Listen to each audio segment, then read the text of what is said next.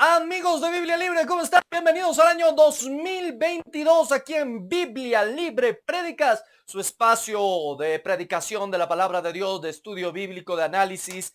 Los hemos extrañado muchísimo. No hemos tenido prédicas durante 3 domingos consecutivos debido a que decidimos pasar un tiempo con nuestras familias, en nuestras casas. La verdad, hacer estos videos, transmitir, grabar, hacer los bosquejos es algo que nos lleva bastante tiempo. Usted no lo puede creer seguramente, no lo conocen muchos, cómo es el proceso que nosotros hacemos para poder llevar a ustedes y traer a ustedes estos videos. Esto es algo que no es solamente mientras yo predico. Déjeme decirle que yo gasto muchísimo tiempo en todo esto y pues este fin de año quería pasarlo con mi familia. Así que bueno, lo hicimos de esa manera, dimos un descanso, pero comenzamos de nuevo ahora en el 2022, trayendo de nuevo la palabra de Dios y compartiéndola con cada uno de ustedes. Un fuerte abrazo, les hemos extrañado muchísimo y les amamos mucho. Un abrazo para mis hermanos, sobre todo en Argentina. Quería yo compartir con ellos. Hice mi esfuerzo para estar con ellos en Argentina. Desafortunadamente, con estas cuestiones del Megatron y todas esas cosas, pues no fue posible. Salí positivo. Gracias a Dios por que Él puso sabiduría en los científicos que hicieron esas inyecciones, esas vacunas, y no me pasó nada y sigo amando al Señor, glorificándolo y exaltándolo igual. Y pese a que tengo algunas comorbilidades, estoy muy bien de salud, gracias a Dios, pero me impidió viajar. Sin embargo, mis hermanos queridos, mis amados hermanos de Argentina, la palabra de Dios y la obra está por encima de los nombres. No importa si yo estoy aquí o estoy allá. Claro, nos extrañamos mucho, pero igual hay que seguir predicando, hay que ganar a Argentina para Cristo, mis hermanos. No podemos quedarnos callados. El evento, el primer encuentro Argentina 2022 sigue en pie y está en este momento en curso y espero que sea una bendición para todos ustedes. Entonces, un fuerte abrazo. Sé que en el día de ayer estuvieron una maravillosa reunión. Vi las fotos, vi los mensajes que me enviaron, vi los saludos. De verdad que muchísimas gracias. Dios los bendiga y Dios los guarde. Bien, mis hermanos, comenzamos un nuevo tema, un nuevo núcleo temático. Pero antes de eso vamos a orar. ¿Qué le parece? Vamos a darle gracias al Señor y vamos a pedirle que nos bendiga, que nos hable, que nos ilustre y que nos enseñe lo que Él tenga que enseñarnos.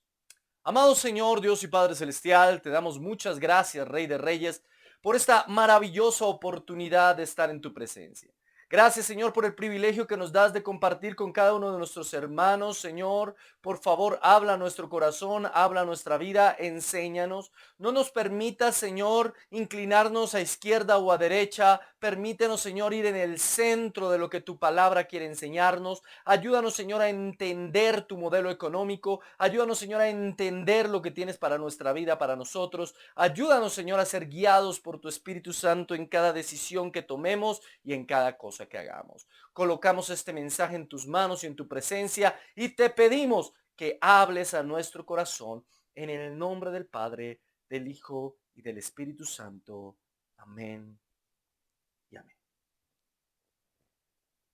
Desafortunadamente, mis amados hermanos, en muchas congregaciones se ha enseñado mal un tema que va a ser nuestro tema en varias de estas predicaciones.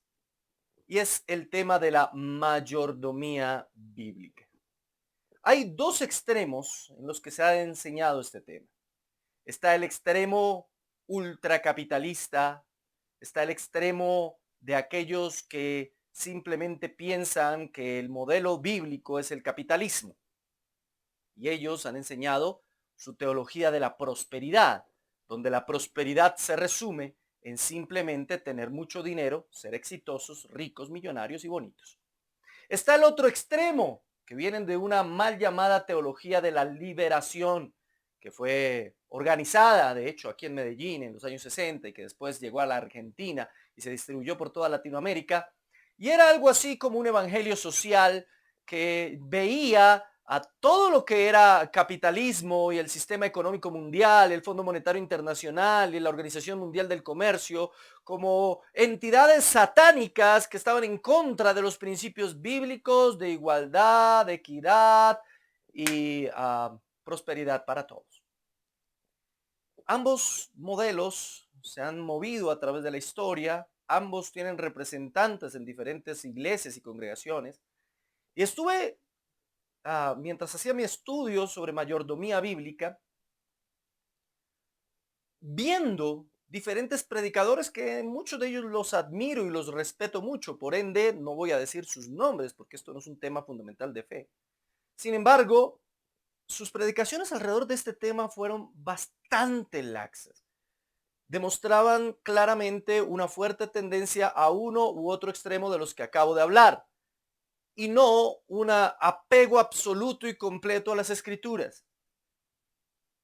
Tengo que decir que este tema de la mayordomía bíblica, de la economía de Dios, es un tema que tiene mucho que ver con mi profesión. Como lo he dicho en otras prédicas, soy licenciado en historia, en ciencias políticas y económicas.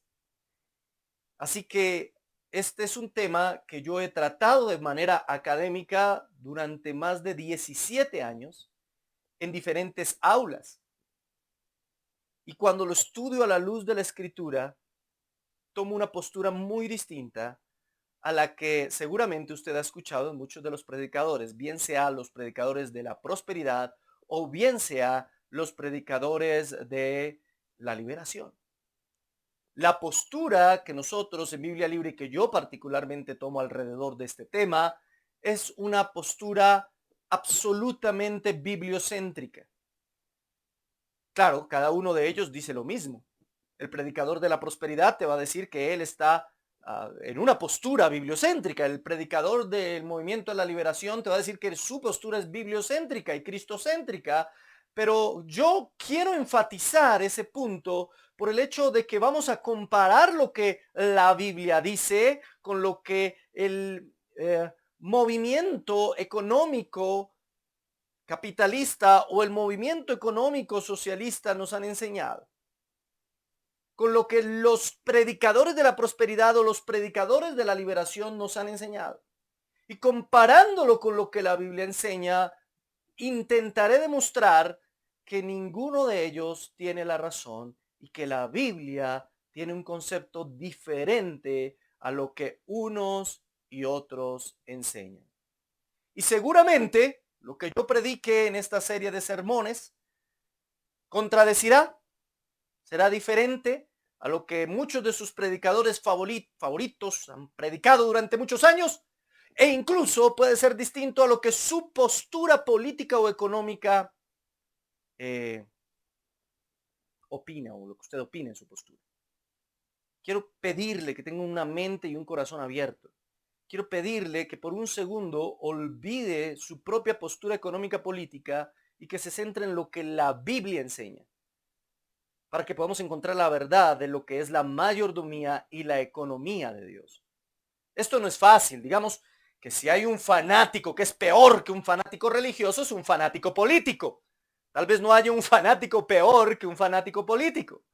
Pero bueno, esperamos de corazón ser de bendición y que lo que enseñemos en este instante pueda traer a usted luz y pueda practicar estos principios bíblicos a profundidad.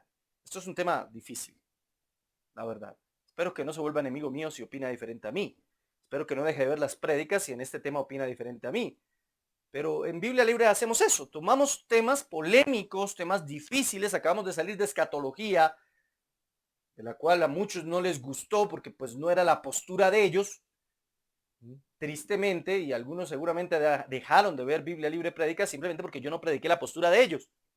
En estos temas secundarios y terciarios, mi hermano, uno tiene que tener la mente, el corazón abierto y no simplemente radicalizarse en contra de un predicador porque en un tema secundario predica algo diferente a lo que usted cree, porque precisamente por eso son temas secundarios. Este tema de la mayordomía es un tema secundario también en el sentido de lo que vamos a ver como concepto, pero es un tema primario en el sentido de que mal utilizado puede ser muy peligroso para una iglesia, para una sociedad, para un país.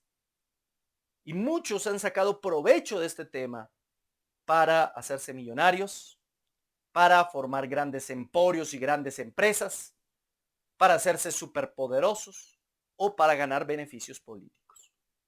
Yo no tengo ningún interés político, no soy político. A mí me han ofrecido, me han escrito, hermano, ¿qué le parece si se une a un movimiento político? Yo digo, no, muchas gracias, pero no voy a rebajarme de predicador de la palabra político. No, no, no, no, no. y lo han hecho, es en serio. Pero yo no tengo intenciones. Alguno dirá, claro, como en su país vienen elecciones este año, usted está preparando el camino para fulanito, sultanito. No falta el que diga eso. No falta el que me acuse de ser de derecha o ser de izquierda. Mi hermano, yo siempre lo he dicho, yo no soy de derecha, ni de izquierda, ni de centro siquiera, yo soy de arriba. Yo creo es a la palabra de Dios, yo creo es a lo que la Biblia me enseña, por encima de sus concepciones políticas o económicas. Sin embargo, la Biblia nos habla mucho de economía, nos habla mucho del dinero, nos habla mucho de los recursos, nos habla mucho de la administración. Por eso no puedo ignorar ese tema, porque es un tema muy extenso en las Escrituras. Pero hay que saberlo interpretar y hay que saberlo. Así que nuestro tema será la mayordomía, la economía de Dios. Si usted tiene donde tomar apunte, le agradecería muchísimo, sería buenísimo que usted tomara apunte sobre todo este tema, la mayordomía, la economía de Dios. Aleluya. Primero, comencemos hablando sobre el concepto general de lo que es la mayordomía. ¿Qué es la mayordomía? ¿Cómo podríamos interpretar este concepto?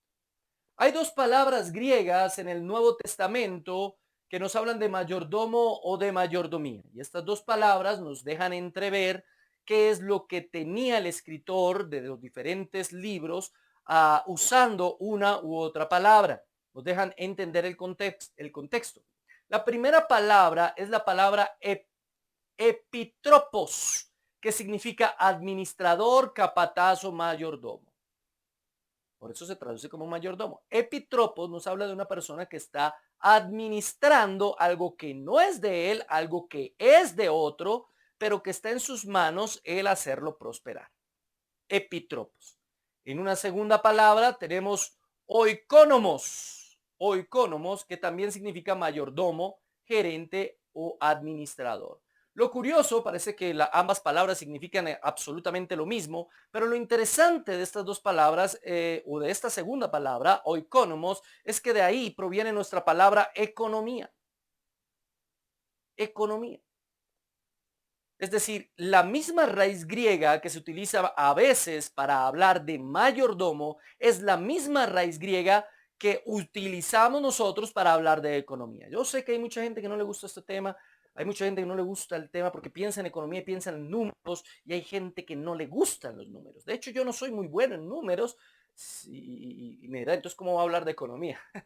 La economía no necesariamente tiene que ver con números. Alguien que es contador o alguien que sabe sobre procesos y modelos económicos sabe que la economía es una parte de la filosofía que estudia cómo usar los recursos, cómo administrarlos correctamente y cómo repartirlos de una manera más equitativa. Esto para usar una pequeña definición. Hay diferentes definiciones filosóficas históricas sobre lo que es o no es la economía, pero hay algo cierto, y es que definitivamente en la Biblia sí aparece el concepto de que el Señor nos pide y nos reclama el cómo administramos lo que Él nos da. De qué hemos hecho y de qué haremos con los recursos que Él nos da. ¿Cuáles son esos recursos? Bueno, eso es lo que vamos a estar analizando. ¿Cuáles son los recursos que Él nos ha dado? ¿Y cómo exige Él que los administremos? Bien, teniendo en cuenta esto, que la palabra mayordomo tiene que ver con economía, vamos a mirar el concepto. Cuando hablamos de mayordomía, estamos hablando del modelo económico de Dios para la humanidad. Escúcheme muy bien. Aquí no solamente estoy hablando de un modelo económico para la iglesia, aquí no solamente voy a hablar de cómo Dios planea que cada uno contribuyamos de manera voluntaria y generosa a la obra, sino aquí estoy hablando de algo mucho más grande que eso. Ya tenemos una predicación, usted puede ir aquí a Biblia Libre Prédicas y encontrará mi predicación sobre cómo se debe administrar económicamente una congregación, cómo se debe sostener una congregación, si es está correcto los diezmos, si no está correcto, qué es la ofrenda, todo ese asunto. Ahora que estamos comenzando años y que mucha gente comienza a dar primicias y el primer sueldito que le llega al año se lo llevan al pastor de la iglesia, ¿sí? Ahí podemos encontrar en esa predicación como eso es algo antibíblico. Las primicias eran alimento, los primeros frutos que ellos extraían de la tierra y el cual llevaban de esos primeros frutos al templo, pero no hablaban nunca de dinero, no hablaban nunca de recursos económicos o de capital monetario que ya existía, aun cuando no existía el capitalismo como tal, como lo conocemos hoy, sí existían los recursos económicos monetarios. Pero la Biblia, además de decirnos y de enseñarnos cómo se debe sostener económicamente una iglesia, también nos enseña cómo debiera ser la economía de toda la sociedad. La Biblia también nos da unos indicativos de cómo debería ser la economía de nuestra casa, de nuestra familia. La Biblia nos da una enseñanza alrededor de cómo debemos administrar todo lo que por su gracia y misericordia recibimos. Y eso es lo que vamos a estudiar. ¿Qué es la economía entonces? Definición de economía. Ya definimos acá mayordomía. Definamos economía en una de sus definiciones o sus acepciones más simples. Recuerde que hay varias formas de definir economía. Esta es una forma muy sencilla. Es la manera en la cual los seres humanos administramos los recursos para satisfacer nuestras necesidades y generar riqueza. Ojo con esto. Esto no es una definición bíblica. Es una definición general de lo que es la ciencia económica. Una de muchas definiciones. Acuérdese también que hay varias definiciones de economía, pero esta me parece muy sencilla, muy fácil de manejar. No quiero complicar. Esta predicación no va a ser una clase de economía. No quiero dar una clase. Podría dar una clase. Daba economía en dos de mis grupos y durante todo un año trabajaba economía. Es decir, eran cientos de clases. No voy a dar una clase de economía, pero sí hay unos concepticos que tenemos que tener claros para después poder entender a fondo el concepto bíblico. Entonces, la economía es la manera en la cual los seres humanos administramos los recursos para satisfacer necesidades y generar riquezas. Bien, ¿está ahí de acuerdo? El mayordomo, ¿sí? Como el modelo económico de Dios, la economía como la forma en la cual nosotros administramos recursos para satisfacer necesidades y generar riquezas. Ahora, los seres humanos nos hemos inventado diferentes modelos económicos para eso, para administrar los recursos. Es decir, yo no necesito ser cristiano para saber que tengo unos recursos que administrar. Desde el comienzo de la historia, desde los anales de la historia, el ser humano ha sabido que tiene unos recursos y que tiene que administrarlos y que tiene que repartirlos o acumularlos. Y se ha inventado diferentes modelos económicos para hacer eso. Ahora, ¿cuáles son? Y aquí es donde viene la gran deficiencia de lo que les digo que escuché de muchos predicadores, incluso que admiro y quiero mucho, pero la deficiencia más grande de ellos es que no conocen esto. Entonces, cuando lo van a comparar con la Biblia, dicen, no, definitivamente la Biblia es capitalista. Uy, sí, la Biblia, el mejor modelo es el capitalismo. Ese es el modelo que Jesús enseñó. Otros dicen, no, no, no, no, no, vea el libro de los Hechos y él vea cómo todas las cosas tenían en común. No, no, no, no, Jesús era socialista, ese es el mejor modelo. Y comienzan ese debate, esa discusión que creo es errada.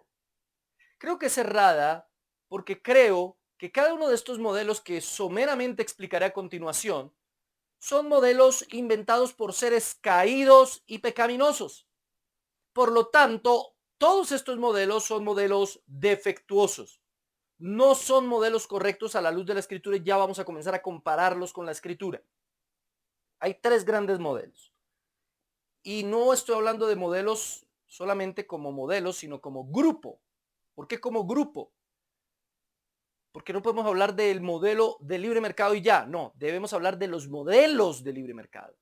No podemos hablar del modelo de planificación central. Debemos hablar de los modelos de planificación central. ¿Me entiende? Que aunque se parecen, hay varios con diferencias entre ellos mismos. Entonces hay tres grandes modelos. Está el modelo de mercado, que serían los capitalismos, el liberalismo, el neoliberalismo y otros tipos de capitalismos. ¿En qué se basa el modelo de mercado? Bueno, en que la economía básicamente debe andar con la mínima intervención posible del Estado. El Estado debe intervenir en lo mínimo posible en la economía y la economía se va a ir moviendo por ella solita. Tenemos que hablar que este modelo es el capitalismo, básicamente, y el capitalismo no existía en la época de Jesús, perdóneme, y ahora voy a comprobar por qué. Aun cuando existía la moneda, aun cuando existía el comercio, no existía el modelo capitalista, porque el modelo capitalista es más que simplemente tener moneda o simplemente tener comercio. De hecho, todos los modelos tienen comercio. No existe un modelo sin comercio. Y es otro de los errores que muchos de estos predicadores que no conocen, que no han leído economía, se ponen a predicar sobre temas que no conocen, simplemente porque leen 2 o 3 páginas de internet y ya se creen sabios en economía. En los modelos de mercado, mi hermano querido, los modelos de mercado surgen después de la Edad Media con el surgimiento real del capitalismo. Después de la Edad Media van a surgir los burgos. Los burgos eran lugares afuera de los feudos. Los feudos eran fincotas grandotas, terrenos que eran administrados por un señor feudal que tenía una relación de vasallaje con sus siervos. Pero afuera de esos lugares, muchos judíos incluso colocaron una especie de centros comerciales. Se dedicaron al comercio porque ellos no tenían tierra. De hecho, el capitalismo surge en gran medida gracias a la intervención de los judíos que andaban sin tierra por ahí y que se dedicaron al comercio. De esos burgos van a salir muchas ciudades de Europa.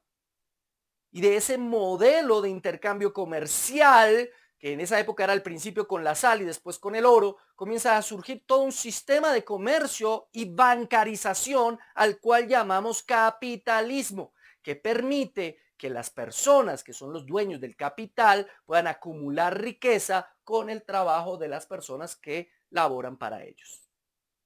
Ahora, hay muchas formas de capitalismo. Lo que acabo de decir es algo supremamente general. Tendría que detallar muchísimo más, pero como les digo, esto no es una clase de economía. Después va a surgir el señor Adam Smith, ¿sí? Muchos le echan a él la responsabilidad de su famosa frase de la mano invisible, la economía en la mano invisible de la oferta y la demanda y todo ese asunto, pero no creo que haya sido tanto de Adam Smith. Luego va a surgir el mismísimo Juan Calvino. Juan Calvino va a dar un aporte al Estado moderno, y estoy hablando de Estado, y estoy hablando de economía.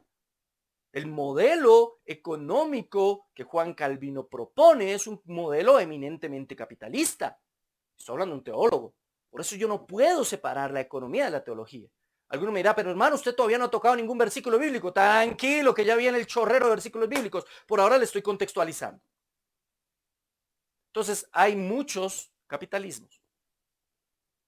Uno de los más modernos es el neoliberalismo. Es una forma de capitalismo mucho más agresiva que promueve el intercambio comercial mundial sin aranceles, que promueve la reducción del Estado a su mínima expresión. El neoliberalismo inventado, o bueno, propuesto de alguna manera por Hayek y Friedman, por los Chicago Boys, por un grupo de universitarios de Chicago, que fue promovido por presidentes muy conocidos como Ronald Reagan en los Estados Unidos, Margaret Thatcher en Inglaterra o el mismísimo Augusto Pinochet en Chile. Ese modelo neoliberal que es un capitalismo rapaz, lo que evidentemente ha creado es una brecha entre ricos y pobres cada vez más grande.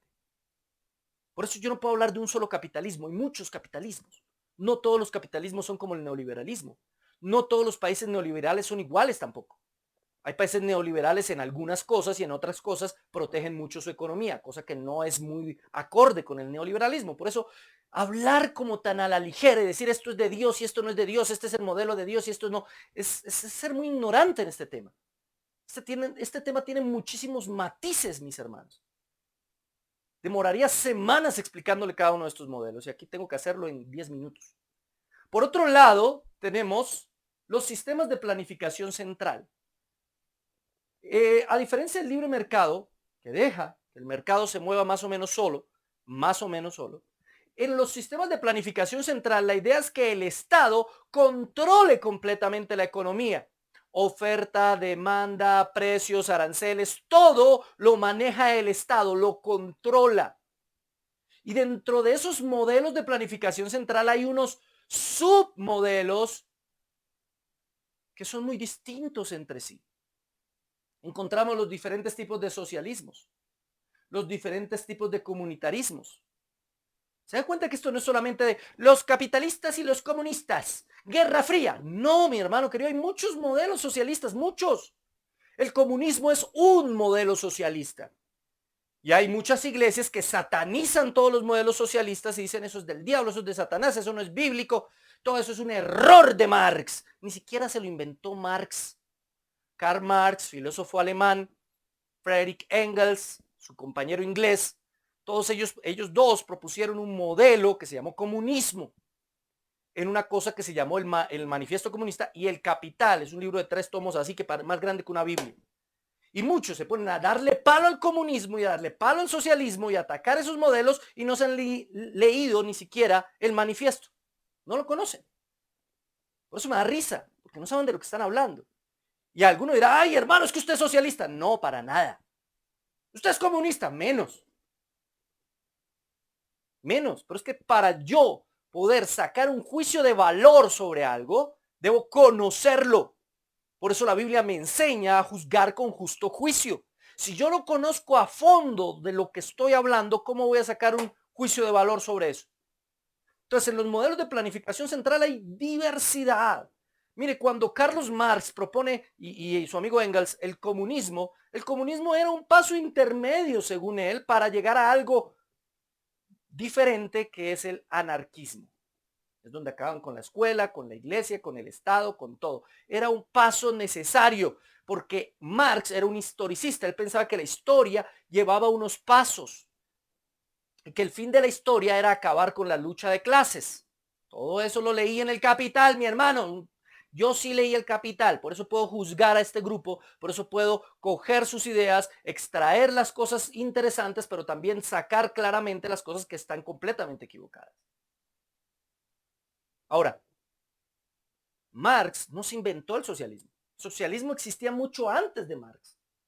Y ya habían grupos socialistas y comunitaristas que tuvieron proyectos de sociedades socialistas muy diferentes, donde no necesariamente, escúcheme bien, porque muchos pastores que no saben de esto siempre se equivocan en este asunto, no necesariamente había una abolición de la propiedad privada, no necesariamente.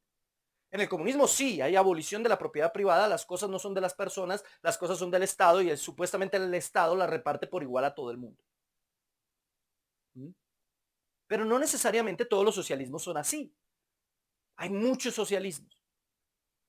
No los puede meter en un solo paquete. Hay países que usted dirá, ¿ese país es socialista? Sí, pero tienen economías de mercado. ¿Cómo? Usted no puede decir que el comunismo chino es igual al comunismo ruso. Para mí ambos están mal. Pero no son iguales. No son iguales. O es que no estamos invadidos nosotros del mercado de chino y productos chinos por aquí, productos chinos por allá, por todo lado. Tiene una gran zona franca donde elabora una gran cantidad de productos para venderle a todo el mundo. Entonces, no es lo mismo. No es lo mismo el socialismo de Noruega, el socialismo cristiano, el llamado socialismo del siglo XXI que se quedó en el siglo XIX. Hay muchos tipos de socialismo, hay muchos socialismos. Casi que ni siquiera deberían llamarse socialismos porque muchos se contradicen entre sí. No todos hablan de la abolición de la propiedad privada, pero tiene graves errores al igual que el capitalismo. Así como el capitalismo crea una enorme brecha entre ricos y pobres, el socialismo lo que hace es básicamente decir que todos son iguales, pero a la hora de la verdad hay unos más iguales que otros. Según Marx, ya estoy hablando de un socialismo comunista, al ser el Estado el dueño de todos los medios de producción, fábricas, empresas, industrias, más adelante hablaré de eso, pues entonces la reparte por igual a todo el mundo y se vuelve algo justo, pero parte de un principio antibíblico. Y el principio antibíblico es pensar que el Estado puede ser bueno y repartirle a todo el mundo por igual. Eso es un grave error, porque el Estado no puede ser bueno. ¿Y por qué no puede ser bueno? Porque está compuesto de personas caídas y pecaminosas. Por lo tanto, nunca le va a repartir a todo el mundo por igual, siempre le va a repartir a unos más que a otros. Eso termina en el hecho de que Marx se equivoca al decir que al crear un capital comunal, o más bien un capital de todo el Estado, que lo reparta a todos por igual, es acabar con el capital. No acaba con el capital, lo que crea es un capitalismo de Estado. Ahora ya no hay grandes capitalistas que acumulen riquezas entre sí, sino hay un super mega hiper archi recontra gigantesco capitalista llamado el Estado, y que crea dos grupos más, que son los políticos y burócratas, que van a volverse millonarios, ricos y poderosos, y va a terminar pasando exactamente lo mismo que pasaba en el capitalismo rampante, donde los burgueses oprimían a los proletarios. Pues aquí van a ser los políticos y los burócratas los que van a oprimir a los proletarios y campesinos. La misma cosa, pero por una ruta diferente y a grupos distintos. Un filósofo llamado Bakunin analizó todo eso y lo que dijo fue, bueno, eso es un cambio de roles. Ya no se llaman burgueses, ahora se llaman burócratas, pero es la misma cosa. Cuando están en el poder y tienen el capital, hacen con él lo que les venga en gana. ¿Por qué? Porque el ser humano, eso no lo dice Bakunin, lo digo yo a través de la escritura. El ser humano es caído, pecaminoso, corrupto por naturaleza. Si no conoce a Cristo, el ser humano nada bueno puede hacer. Por lo tanto, todo proyecto, todo modelo político, económico que el ser humano se invente, será un modelo caído, pecaminoso y corrupto. ¡Qué pena! Con mis amigos socialistas y mis amigos capitalistas. ¡Qué pena! Pero hay un modelo intermedio. Un modelo intermedio. Se llaman estos modelos, aunque aquí sí no hay tantos modelos como los capitalismos o los socialismos. Este modelo es el modelo de economía mixta. Intenta integrar cositas de acá y cositas de acá, aunque realmente es más un modelo capitalista que socialista. Sin embargo, tienen algo que se llama estado de bienestar. ¿Qué es el estado de bienestar? Que ponen como objetivo fundamental del estado el bienestar de las personas que habitan ese estado. Entonces, el estado de bienestar dice, si hay que dejar que la economía ande suelta, no hay que controlarla totalmente, pero hay que regularla. El Estado debe meter su manito de vez en cuando para regular la economía y así no dejar que los ricos sean tan ricos y los pobres sean tan pobres. Esto se lo inventó un señor llamado John Maynard Keynes por allá en la década de los 30, después de la Gran Depresión de los Estados Unidos en el año del 29, que afectó a todo el mundo y que estaba a punto de colapsar el modelo capitalista y que dio mucha fuerza a los modelos de planificación central. Pues este modelo de economía mixta llamada keynesianismo salvó al capitalismo, dándole una forma distinta, más social, más preocupada por la gente, dando vacaciones a las personas, no porque tuvieran un buen corazón, no, porque eso favorecía la economía, favorecía el turismo, dando prestaciones sociales, liquidaciones, cesantías, primas, todas esas cosas que luego fueron triunfos de los movimientos sindicalistas de los primeros años, que después se convirtieron en abusos de algunos sindicatos. Todo eso fortaleció el capitalismo y le permitió sobrevivir. El problema del modelo keynesiano es que al tener el Estado cierto grado de control sobre la economía, no permite que la empresa privada crezca económicamente como debiera crecer en un capitalismo de mercado normal, donde se convierten en súper grande y gigantescas instituciones económicas multinacionales. Era necesario explicar estos tres sistemas o modelos de forma general, para ahora comparar estos tres modelos con lo que enseña la Biblia. Este no tanto, este es una forma de esto y de un poquito de esto. Así que este no tanto, pero sí me interesa mucho comparar lo que dicen los capitalismos y los socialismos con lo que la Biblia enseña que debiera ser la economía de Dios. Espero que en términos generales haya quedado claro. Yo cojo economía de mercado y me demoro 3 meses, 4 meses. Cojo economía mixta 3 meses. Cojo economía de planificación central, me demoro otros 3 meses. O sea, aquí lo estoy intentando dar en 10 minutos. Esto es complicado, mi hermano. Espero que haya entendido lo general, lo que me interesa que entienda. Lo que me interesa que entienda es primero que ninguno de estos modelos es bíblico. Ninguno. Que los modelos, todos ellos tienen deficiencias y virtudes. Algunos más que otros. Y que todos estos modelos contradicen en algo principios bíblicos. Y vamos a ver en qué. Y esa es la idea. Primero, medios de producción.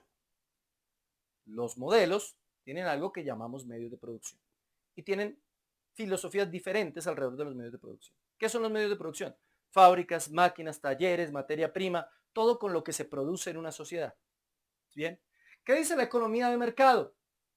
Que esos medios de producción generalmente son de propiedad privada. El Estado no debería tener eso, aunque en el keynesianismo el Estado sí tiene parte de los modelos de producción, de hecho es el mayor empleador, ¿sí? Pero básicamente la economía de mercado dice que los medios de producción son del dueño y punto. Usted es dueño de una fábrica, es dueño de una empresa, usted es dueño de cosas, propiedad privada. En los modelos de planificación central dicen que los medios de producción, fábricas, máquinas, talleres, materia prima, son totalmente o parcialmente del Estado, ¿sí?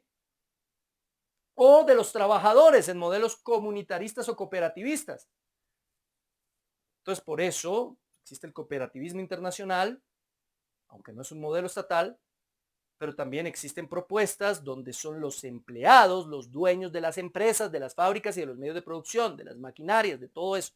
Los empleados se unen. De hecho, no solamente existen esos modelos, sino de alguna manera también el capitalismo se tuvo que adaptar a esas ideas y por eso existen lo que llamamos hoy en día la bolsa de valores y donde los trabajadores de una empresa pueden comprar acciones de la empresa en la cual ellos mismos trabajan para ser copropietarios de la empresa. De una manera pequeña, pero tienen algo. Eso hace que si yo soy dueño de la propia empresa donde yo trabajo, pues trabaje con más ganas y más ahínco para supuestamente hacerla crecer. Pero ¿qué dice la Biblia sobre los medios de producción? ¿Qué dice? Máquinas, fábricas, talleres, alguien me dirá, nada. Nada, porque no existían fábricas en la época de Jesús. No existían talleres en la época de Jesús. No existía maquinaria en la época de Jesús. Sí, es cierto, no existía eso. Eso en sí no existía. Pero habían otros medios de producción. La manera con la que ellos producían era con su propio talento, con sus propias manos, con su propio esfuerzo, con los dones que Dios les había dado. ¿Qué nos dice entonces la Biblia? ¿Los medios de producción son privados? ¿De un grupo de personas que son los dueños de eso y punto? ¿O deben ser de la sociedad en conjunto? ¿Del Estado? ¿Qué dice la Biblia? Bueno, comenzamos mirando Hechos, capítulo 2, verso 45. Y vendían sus propiedades y sus bienes y los repartían a todos según la necesidad de cada uno. Tomaban sus bienes, note el texto como en Hechos el Señor nos demuestra que los primeros cristianos tenían cosas propias. Es decir, sí existía una propiedad privada en la iglesia. Algunos socialistas toman el texto de Hechos capítulo 2 verso 45 para decir, vea, ellos compartían todas las cosas no eran del dueño, eran de todos. Mentira, la Biblia nos dice que sí tenían cosas. Literalmente lo dice en el texto, vendían sus propiedades, eran sus propiedades y ellos vendían las propiedades. ¿Y qué hacían con las propiedades y bienes que vendían? Lo repartían según era la necesidad. Según era la necesidad. ¿Pero por qué? Por una decisión propia. Eso fue algo que a ellos les nació hacer. Entonces vemos dos conceptos. Uno, el de propiedad privada, que sí existe en el Nuevo Testamento, y hay varios pasajes más adelante, veremos otros donde lo demuestro. Pero también vemos el hecho del interés de ellos porque lo suyo propio no fuera solamente de ellos, sino fuera de aquel que lo necesitara. Y no solo por necesitarlo, sino también por merecerlo. Y vamos a comenzar a tocar varios puntos económicos a partir de la Biblia que van a ser supremamente interesantes, mis hermanos. Supremamente interesantes.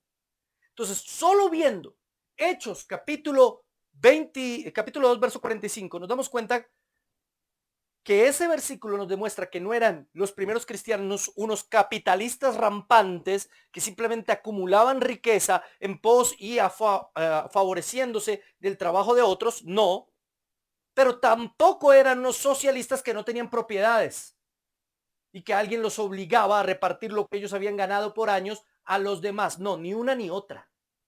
Ni una ni otra. Ellos repartían porque querían, porque les nacía, porque sentían la necesidad de compartir con sus hermanos. No compartían con toda la sociedad, déjeme decirle, compartían con sus hermanos que habían nacido de nuevo, que creían en Cristo, que tenían vidas renovadas y transformadas. A ellos les repartían porque querían. Usted no encontrará una sola orden apostólica, ni de Pedro, ni de Juan, ni de Pablo, ni de ningún otro apóstol, ordenándoles que vendan sus propiedades, que vendan sus casas y que la repartan las riquezas a muchos. No, no era una orden. Era algo que Dios colocó en ese grupo de personas en ese momento determinado de la historia, pero que nos demuestra un principio. ¿Y cuál es el principio? Que aunque tenemos derecho a la propiedad privada, al mismo tiempo tenemos la responsabilidad de ayudar a los más necesitados dentro de nuestros hermanos. La Biblia nos enseña a ayudar primeramente a los hermanos en la fe. Y ya más adelante profundizaremos también sobre ese concepto. ¿Se da cuenta cómo la Biblia toma un camino central? ¿Cómo no se va ni a derecha ni a izquierda? Es que ni siquiera central, es una concepción mucho más de arriba. Voluntarista. Era la voluntad de ellos, querían ayudar a sus hermanos. Hoy hay muchas iglesias que obligan a las personas a que vendan sus propiedades y los den a la iglesia, tomando este y otros versículos del libro de los Hechos como pretexto. De hecho, una estudiante mía me escribió hace poco preguntándome y mostrándome un video de una de estas agrupaciones que está promulgando el hecho de que los cristianos vendan todas sus propiedades y lo donen al ministerio y se dediquen a vivir ellos en casas rodantes y cosas así, todos como una sola comunidad de amiguitos. Hermano, eso es antibíblico. No fue nunca una obligación de los primeros cristianos. Si estos primeros cristianos entregaron sus bienes, los vendieron, no fue porque se quedaron sin nada. Fue porque tenían bastantes bienes, algunos de ellos habían sido bastante bendecidos y querían bendecir a otros. Así que se quedaron seguramente con lo que ellos necesitaban, porque el mismo Pablo más adelante en el libro de los Corintios nos va a exhortar a no dar más allá de tal forma de que quedemos nosotros en necesidad. O sea, ¿de qué me sirve yo ayudar a los más necesitados si yo me voy a convertir en un nuevo necesitado? O sea, eso no tiene sentido.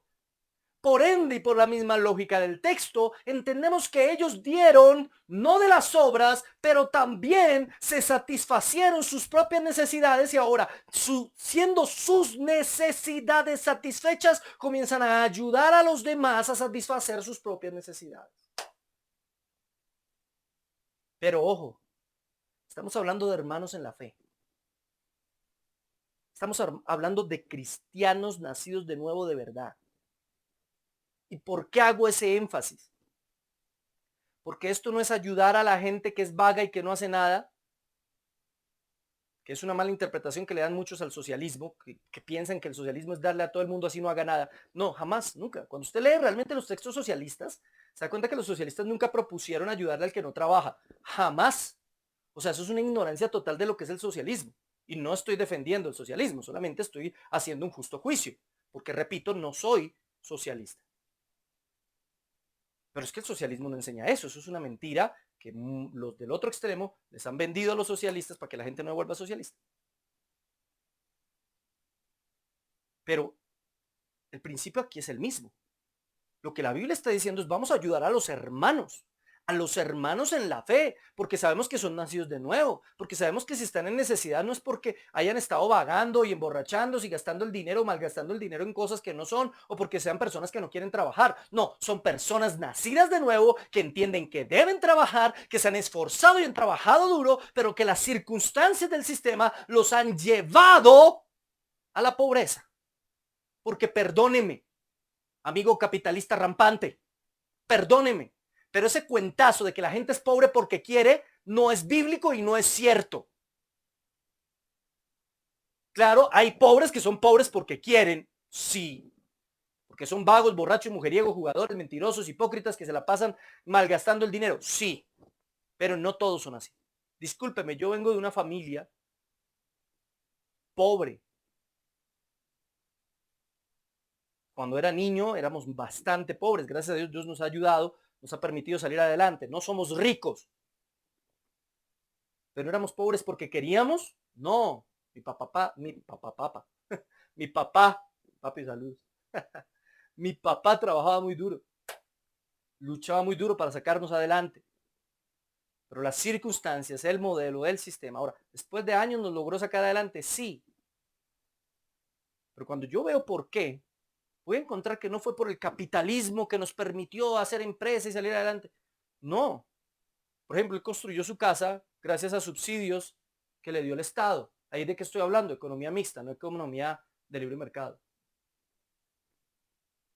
Yo pude estudiar gracias a un beneficio que obtuvo mi papá en el trabajo de unas becas que habían ganado ¿quiénes? Pues los sindicatos. Gracias a esos beneficios que ganaron los sindicatos con la empresa donde trabajaba mi papá, yo pude estudiar gratis. Si no, yo no tenía plata para pagar una universidad, hermano. No lo tenía. ¿Y eso quién lo hace? El modelo capitalista de libre mercado, donde cada uno es su propio, sale por su propia cuenta. No, no, no. Eso es un modelo de economía mixta. Eso es keynesianismo. ¿Me hago entender? Y era mi papá o mi mamá, personas que no querían salir adelante, que no querían trabajar. No, para nada. Eran grandes trabajadores, se esforzaron mucho, pero si no hubiera sido por esos beneficios ganados, no hubiéramos podido salir adelante. Yo no hubiera podido estudiar, mi hermana no hubiera podido estudiar. ¿Salimos adelante por nosotros mismos? Bueno, sí, pero también por beneficios que se lograron, por sindicatos, por políticas nacionales que permitieron, que ayudaron, y a final de cuentas, por la mano, obra y gracia de nuestro Señor, que es el que permite todas las cosas. ¿Entiende? No sé si me entiende. Pero no toda pobreza es porque la gente quiera ser pobre. No, eso es mentira. Eso es mentira. Hay países de extrema pobreza donde es prácticamente imposible salir adelante. Y solo cuando uno va y mira y conoce se da cuenta de eso. Por eso también es mentira que hay que ayudarles a todo el mundo por igual. También es mentira, porque hay personas que simplemente malgastan la ayuda que se les da. La Biblia nos enseña que estas personas donaban a los necesitados porque esos necesitados eran sus hermanos nacidos de nuevo, y estas personas sabían que al donarle a ellos, su donación iba a llevar o iba a llegar a unas buenas manos que lo iban a administrar conforme a los principios de mayordomía bíblicos. Por eso los donaban. Por eso se ayudaban. Por eso está bien ayudar a los pobres. Por eso está bien ayudar a los necesitados. Por eso es correcto, mi hermano querido. Y la Biblia no lo enseña así. Ahora bien, hay una frase que me gusta mucho de John Wesley. Esta frase comienza así. Primero, gana todo lo que puedas. Gana todo lo que puedas. Esfuérzate, trabaja y gana todo lo que puedas. Segundo, guarda todo lo que puedas. No lo gastes para gratificación personal. O sea, gana todo lo que puedas, y de lo que ganaste, guarda lo más que puedas. Ahorra lo más que puedas. Debes ahorrar. No lo gastes en superficialidades o en cosas superfluas. No, ahorra al máximo. Y número 3, y da todo lo que puedas. Eso lo dijo el señor John Wesley. Al principio usted podrá decir, John Wesley era un capitalista, vea. Gana todo lo que puedas, guarda todo lo que puedas. Capitalismo. Pero cuando usted llega al tercer punto, da todo lo que puedas. ¿Qué le pasó a John Wesley? ¿Se volvió socialista? No, está defendiendo el mismo principio bíblico de Hechos en el capítulo 2. Tienes capacidad de propiedad privada, tienes capacidad de acumular riqueza, sí, pero también tienes la responsabilidad de ayudar a los demás con tu máximo esfuerzo. Un verdadero cristiano, nacido de nuevo, ayuda a otros. Un verdadero cristiano nacido de nuevo se conduele con el que tiene necesidad. Un verdadero cristiano nacido de nuevo no es simplemente alguien que acumula riquezas para sí mismo, que se vuelve multimillonario y dice, esa fue la bendición de Dios. Es que si usted no es rico es porque usted no está viviendo en santidad. No, eso es mentira. Un verdadero cristiano nacido de nuevo ayuda, colabora, bendice, trabaja. Sí, claro, gana, ahorra, es responsable con sus recursos y aparte ayuda y bendice a aquellos que se lo merecen. No al vago de la familia que va a gastar todo en cerveza y en cigarrillos. No, a ese no. Porque en vez de ayudarle, le está haciendo un mal. Está haciendo un mal. Y después ese va a pensar que es una obligación suya que usted lo ayude. Porque así son. Usted lo ayuda, se gasta en cerveza, en cigarrillo, en mujeres, en una cantidad de cosas, se gasta el dinero y después cuando usted no lo ayuda dice, ay, ahí está el cristiano, vea, no que ayudaba a los pobres, ay, véame a mí, pobrecito pobre. No, no, no, no, no, no, no. Ahora recuerde muy bien que la principal ayuda que podemos darle a las personas que pasan necesidad es ayudarles a que produzcan por sí mismos. Como dice el viejo y conocido refrán, no des pescado, enseña a pescar. La mejor ayuda que podemos dar es un trabajo. Si usted es empresario, busque personas idóneas que merezcan el trabajo, abra puestos de trabajo, abra empleos, pague generosamente, que no le duela pagar. Hay cristianos que son jefes y empresarios ultracapitalistas que solo piensan en acumular dinero para sí mismos y se olvidan de este principio, da todo lo que puedas. Se olvidan del principio de Hechos capítulo 2 verso 43, donde ellos repartían a cada uno según su necesidad. Se olvidan de eso y les duele y no, y eso se quejan. Ay, no, es que mi empresa no tiene dinero, entiéndame, por favor. Trabajamos es para el Señor, que el Señor le pague, no cual que el Señor le pague. El Señor obviamente va a pagar, él no tiene deuda con nadie, pero usted sí, si es un amo, entre comillas, como lo dice la Biblia, mejor dicho, si es un jefe, si es una persona que tiene una responsabilidad laboral con otras personas, su responsabilidad es pagarle lo mejor que pueda. ¡Qué pena!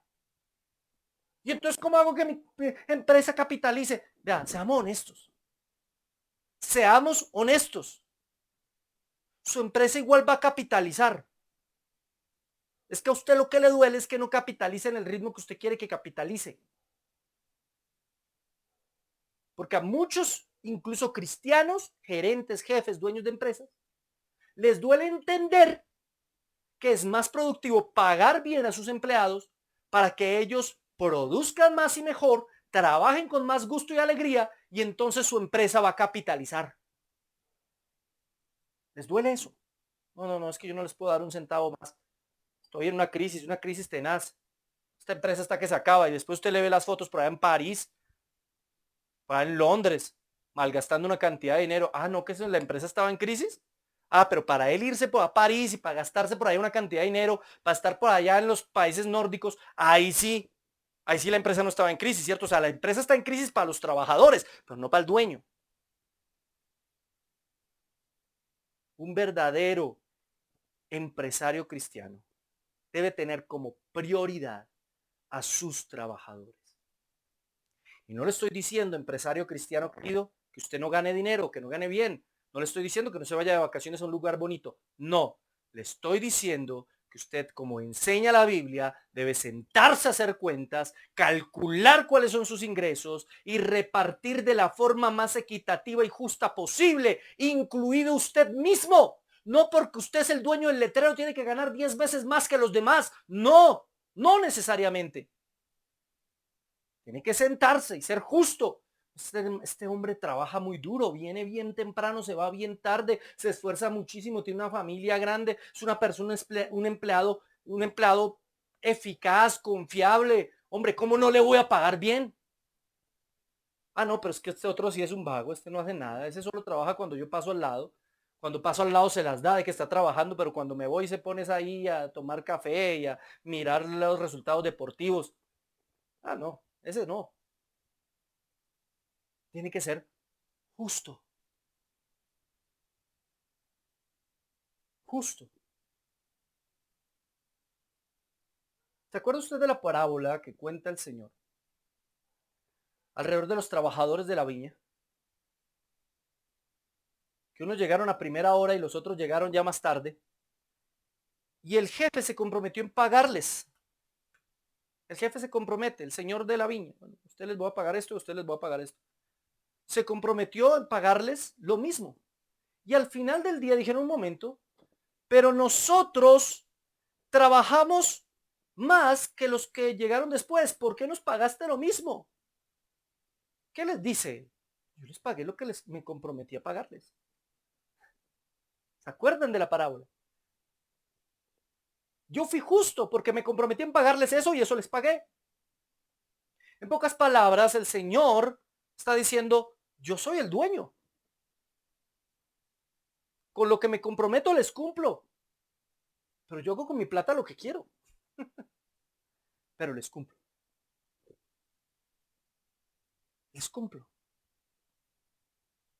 ¿Se da cuenta cómo en esa parábola el Señor nos hace entender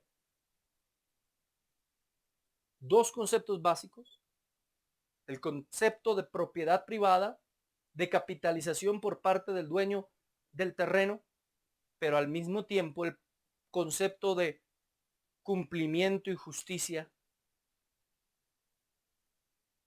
Este hombre pagó lo que se comprometió a pagar.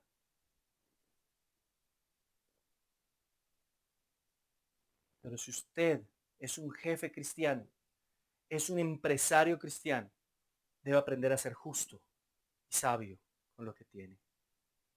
Dios nos ha puesto en este mundo no como propietarios, sino como mayordomos.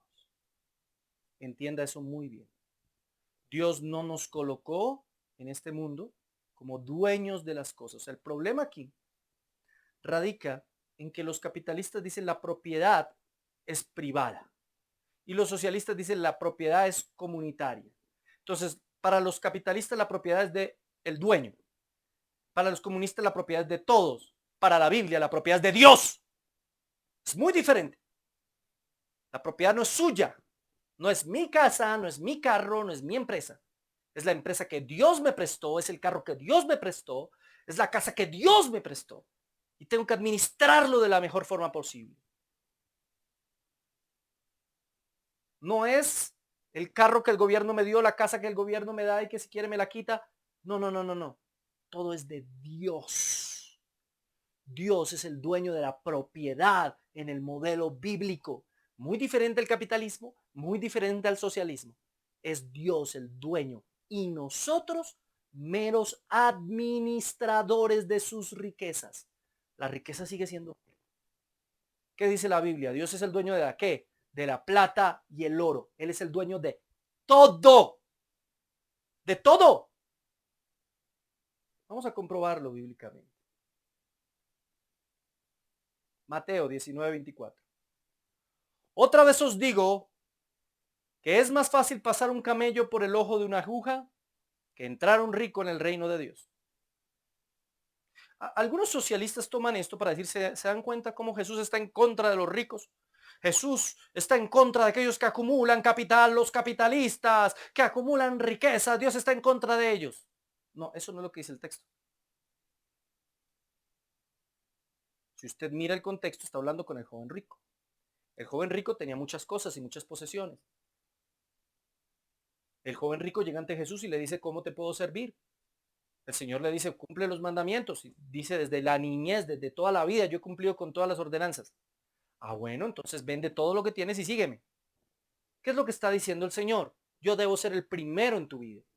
Yo debo ser el primero, por encima de tus riquezas. Él tenía muchas posesiones, dice la Escritura que le dolió eso y que no siguió a Jesús. Y ahí, en ese contexto, es que el Señor dice, otra vez os digo que es más fácil pasar un camello. Realmente la palabra camel es más como una cuerda grande con la que amarraban los barcos. Es más fácil pasar un camello por el ojo de una aguja, un camel, una cuerda grande por el ojo de una aguja. No tiene sentido. Tiene más sentido literal cuando es un acuerdo grande que un camello. O sea, uno para qué quiere que un camello pase por el ojo de una aguja. Pero una cuerda grande, que es realmente lo que en el original dice el texto, es más fácil pasar una cuerda grande por el ojo de una aguja que entrar un rico en el reino de Dios. Pero no porque sea rico, sino porque hace lo que hizo el joven rico. No fue capaz de renunciar a su riqueza por servir a Cristo, por seguir a Cristo. Si tanto quería seguir a Cristo, ¿por qué no renunció a su riqueza? Ahí es donde está el problema real del asunto. Somos capaces de poner a nuestra riqueza por debajo, a nuestra empresa por debajo, a nuestra capacidad adquisitiva por debajo de Dios, de nuestra esposa, de nuestros hijos, de nuestra familia, de la iglesia. Por debajo está el negocio, por debajo está la empresa. Pero si usted tiene la empresa por encima de Dios, si usted tiene la empresa por encima de su familia, si usted tiene a su empresa y a sus recursos por encima de la obra de Dios, usted ama más a sus riquezas que al Señor. Entonces, eso nos hace pensar por qué entonces Dios dio a Salomón tanta riqueza. Usted podrá encontrar que uno de los beneficios que recibió Salomón, además de la sabiduría, fue enormes riquezas. Si ser rico fuera pecado, Dios no le habría dado esas riquezas a Salomón. Por eso, amigo socialista, usted que usa este versículo para decir que Dios está en contra de los ricos, se equivoca. Es una mala interpretación del texto. Dios no está en contra de los ricos ni de las riquezas. Dios está en contra del amor a las riquezas. Ese es el problema. El problema no es el dinero, es el amor al dinero. 1 Timoteo 6:10. Porque raíz de todos los males es el amor al dinero. De todos, qué curioso es. Raíz de todos los males es el amor al dinero. El amor al dinero es un pecado, mi hermano querido. El cual, codiciando algunos, se extraviaron de la fe y fueron traspasados de muchos dolores. Traspasados de muchos dolores. El pecado está no en que seas rico. El pecado está en que ames tu dinero. Ahora, si alguien es bendecido por Dios y es rico, debe entender que es un administrador de la riqueza de Dios, que su riqueza no es de él, es de Dios, y como esa riqueza es de Dios, él tiene que administrarla de la mejor forma posible para distribuir también a aquellos que tienen necesidad. ¿Me entiende? Ahí es donde enlazamos la lógica completa de estos textos. No como venden los predicadores de la prosperidad. Tú eres rico porque has hecho la voluntad de Dios y vives en santidad y eres... Cambio el pobre vive en pecado, pobre, pobre. No. Usted es rico, dele gloria a Dios. Es por misericordia de Dios, es por gracia divina. No por usted, no por su sabiduría, no por su conocimiento, no por su intelectualidad, no por su capacidad, por misericordia. Y demuestra que usted no ama el dinero más que a Dios cuando es generoso con ese dinero. Una persona que tiene dinero y no es generoso, no es cristiana. No es cristiana. Una persona con dinero es alguien generoso. Y alguien generoso no es alguien que anda regalándole moneditas por allá a las personas que piden en la calle. No, no, no, no, no. De hecho, no recomiendo que haga eso. Muchos de ellos utilizan esos dineros simplemente para las drogas.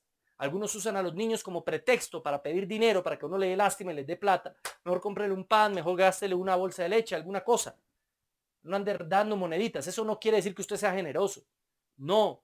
Una persona generosa es una persona que le paga bien a sus empleados.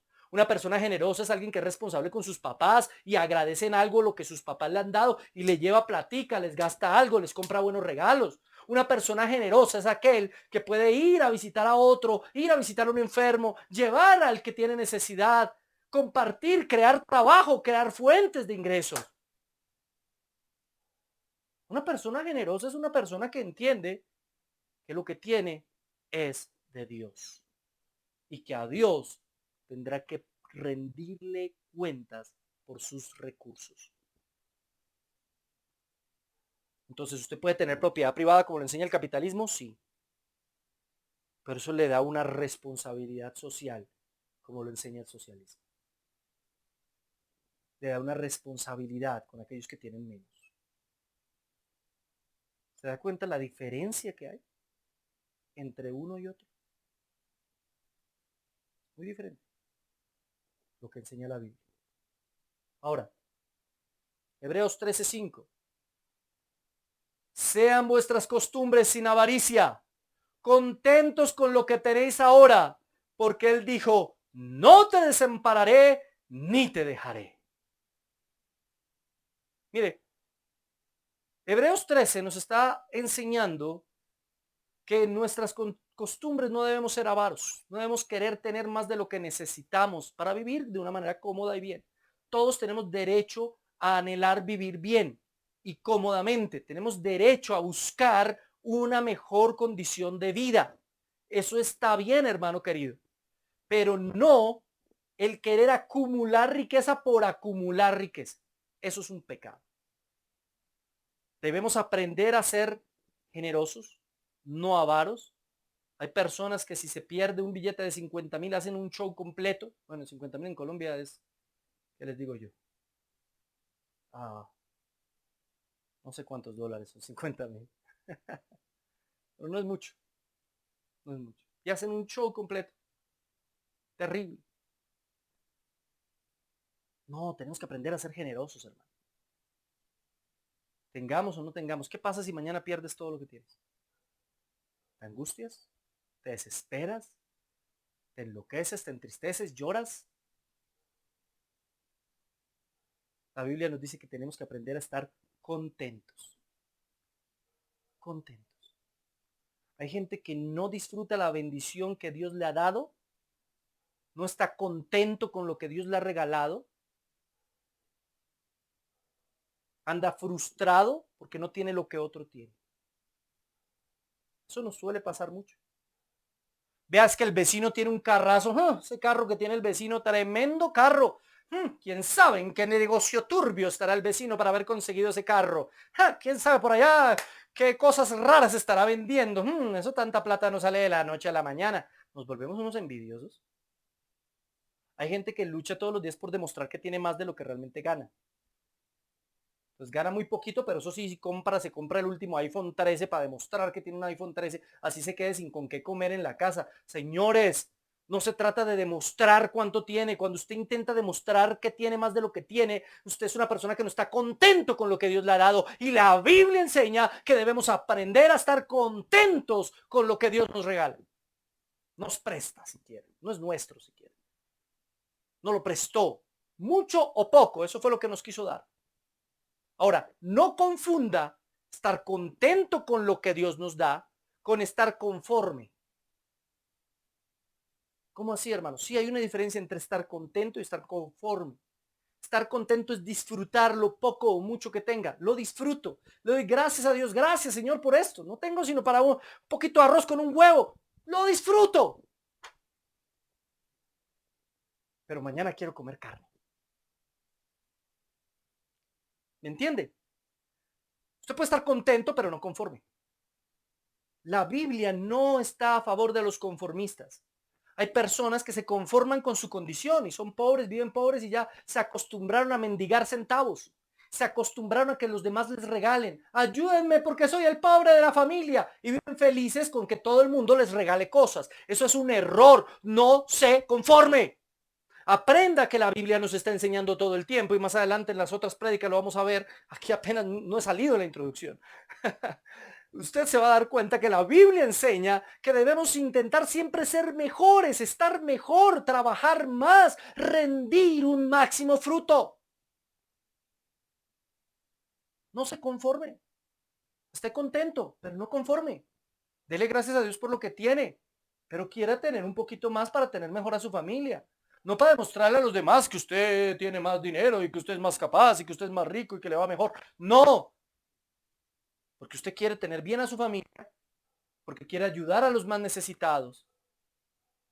Siempre en nuestras oraciones le decimos, Señor, y esta oración no me la inventé yo, pero, pero es cierta, Señor, dame dinero, dame recursos, no para mí, para poder ayudar a otros, para poder bendecir a otros. Quiero que mi familia esté bien, quiero darle a mi esposa, quiero darle a mi hijo, quiero darle a mi familia, a mi mamá, a mi papá, quiero compartir con ellos. Quiero que estemos bien y vivamos bien, pero quiero ayudar a otros también. Quiero ayudar a otros que tienen talentos, dones, capacidades y que las cuestiones de la vida y el contexto no los ha permitido desarrollarse. Quiero ayudarles a que se desarrollen, quiero ayudarles a dar ese primer paso para que después ellos mismos comiencen también a desarrollar su vida económica y productiva. A eso es a lo que la Biblia nos lleva. A eso es a lo que la Biblia nos llama. No a acumular riquezas al estilo del capitalismo rampante, ni a repartirle a todo el mundo sin importar que trabaje o no,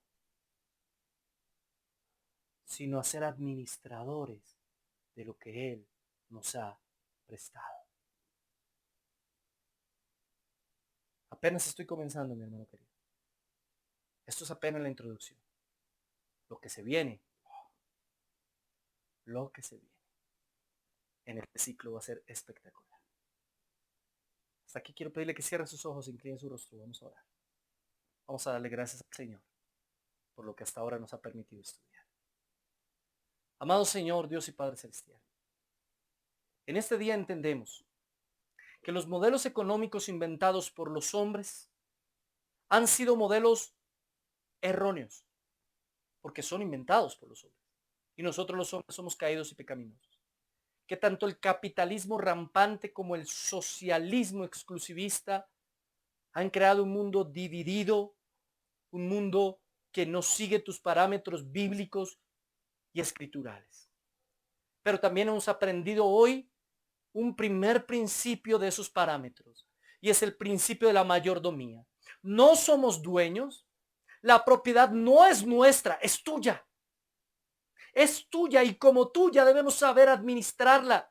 Y saber administrarla implica tener el mejor uso posible, un uso ético y bíblico de nuestros recursos y también ayudar a otros, bendecir a aquellos que lo merecen, colaborar, ser jefes honrosos que podamos, Señor, dar a aquellos que trabajan para nosotros con generosidad, ayudar con generosidad a aquellos que lo necesitan y también satisfacer de la mejor forma a nuestras familias. No nos permitas conformarnos con lo que tenemos, pero ayúdanos a estar contentos con lo que tú nos has dado. Porque a veces no disfrutamos lo que tenemos pensando en aquello que no hemos logrado conseguir. Y no importa lo que podamos conseguir. Muchos podrán tener mucho dinero y nunca estarán contentos porque simplemente son avaros, como lo prohíbe Hebreos 13:5, y quieren más y más y más y nunca se saciarán. Nosotros queremos más, queremos ser bendecidos, pero estamos contentos con lo que tenemos. Y tengamos o no tengamos más, lo poco que tenemos, de igual forma seremos generosos con eso. De igual forma ayudaremos a los demás, así sea poco o mucho. De la misma manera intentaremos bendecir a las personas que lo merecen y lo necesitan.